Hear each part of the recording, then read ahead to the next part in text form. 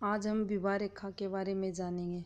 हथेली में विवाह रेखा कहाँ बनती है और कुंडली में अगर देखें तो वह कौन सा घर होता है जो हमें विवाह के बारे में जानकारी देता है। कुंडली में 12 घर माने गए हैं, जिनमें से सप्तम घर, सप्तम भाव को ही विवाह का घर माना जाता है और ये शुक्र, इसके कारक शुक्र माने गए हैं। दाम्पत्य जीवन के भी कारक शुक्र देव को ही माना गया है। अब हम हाथ में देखेंगे कि विवाह रेखा कहाँ रहती है। ये देखिए, ये हमारी बुध की अंगुली है और इसके नीचे ये बुध पर्वत है और इस पर इस तरीके से तिरछी जब कोई रेखा इस तरीके से चलती है तो उसे ही विवाह की रेखा माना जाता है। किसी के हाथ में ये 2, किसी के 1, किसी के 3 भी हो सकती हैं। अब देखते हैं, जब इस तरीके से आपके हाथ में रेखाएं रहती हैं तो विवाह की रेखा उसमें से कौन सी मानी जाएगी। अब इस स्थिति में जो भी रेखा गहरी साफ सुथरी होगी उसे ही हम विवाह रेखा मानेंगे। अब देखते हैं, जब विवाह रेखा साफ सुथरी रहती है तो व्यक्ति को क्या फल देती है। अब ये इस तरीके से अगर आपके हाथ में विवाह की रेखा साफ सुथरी और अच्छी लालिमा लिए हुए है तो इसे ही सर्वश्रेष्ठ विवाह रेखा माना जाएगा।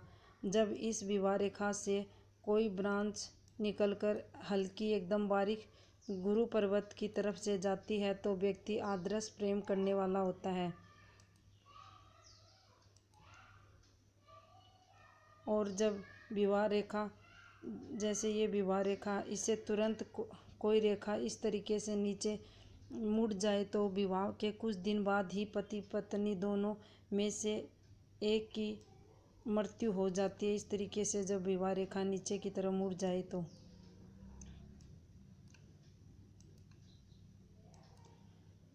विवाह रेखा कुछ आगे चलकर नीचे मुड़े, जैसे कि ये आपकी विवाह रेखा है, ये कुछ आगे इस तरीके से चलकर फिर नीचे की तरफ इस तरीके से मुड़ती है तो पति पत्नी में से दोनों में से एक आजीवन बीमार रहता है।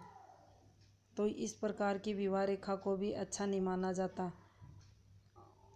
अब देखते हैं, विवाह रेखा पर जब इस तरीके से क्रॉस बने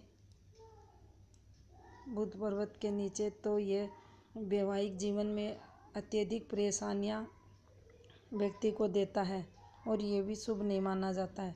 व्यक्ति का दाम्पत्य जीवन खराब रहता है। इस तरीके से अगर विवाह रेखा के पास कोई क्रॉस का निर्माण होता है,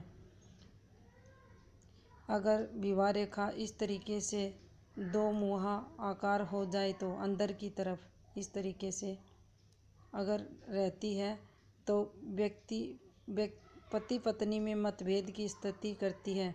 कभी भी उनके विचार नहीं मिलेंगे। एक नॉर्थ एक ईस्ट, दोनों अलग अलग दिशाओं में बातें करेंगे। कभी भी इनके विचारों में समानता नहीं दिखाई देगी। और जब विवाह रेखा बाहर की साइड इस तरीके से 2 मुहाकार होगी तो विवाह में देरी होगी और रिश्ते बार बार टूटेंगे। अच्छा खासा रिश्ता जमा जमाया टूट जाएगा। इस तरीके से विवाह रेखा रहेगी तो सर्प के मुंह के आकार की रहती है इस तरीके से, और शादी करने में अत्यधिक परेशानियां व्यक्ति के जीवन में आएंगी। अब देखते हैं हम अन्य प्रकार की विवाह रेखा।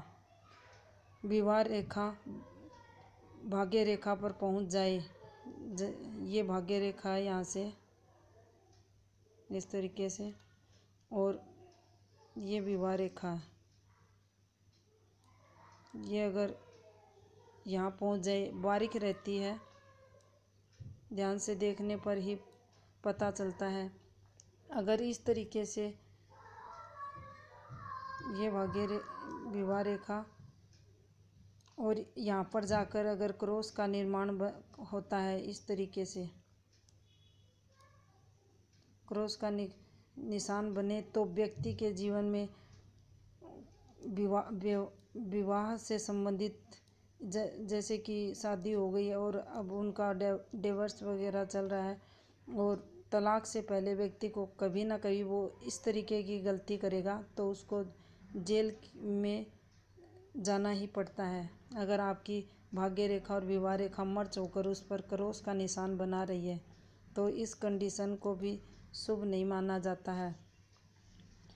अब देखते हैं विवाह रेखा।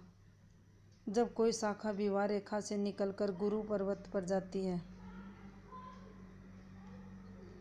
यहाँ से ये विवाह रेखा और इससे कोई शाखा निकल जाती है तो ये इसमें व्यक्ति किसी भी पर्सन के प्रति आदर्शवादी प्रेम रखता है, गलत भावनाएं बिल्कुल भी नहीं रहती है इस तरीके से कोई रेखा अगर जाती है तो।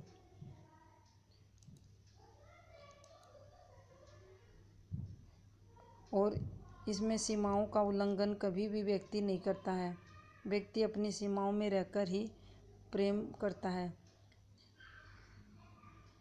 अगर नीचे जाकर विवाह रेखा पर क्रॉस बने, ये विवाह रेखा और इस पर नीचे इस तरीके से जाकर अगर क्रॉस का निशान बने तो व्यक्ति के वैवाहिक रिश्ते ख़त्म हो जाते हैं। इस स्थिति में व्यक्ति तलाक वगैरह लेता है, डाइवर्स वगैरह, ये भी अच्छी नहीं मानी जाती है।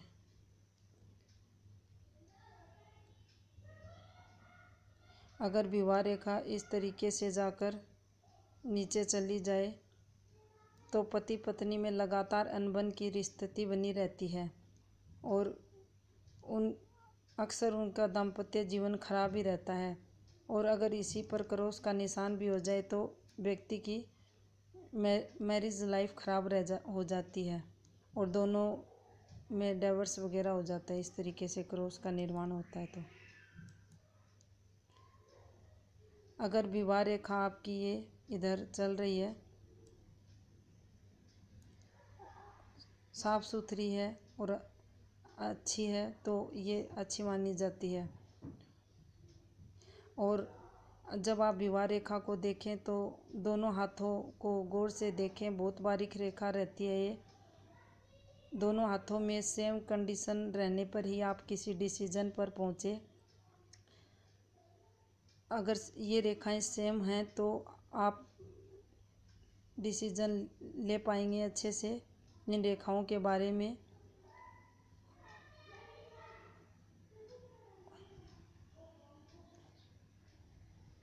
बाकी अगले पार्ट में। धन्यवाद।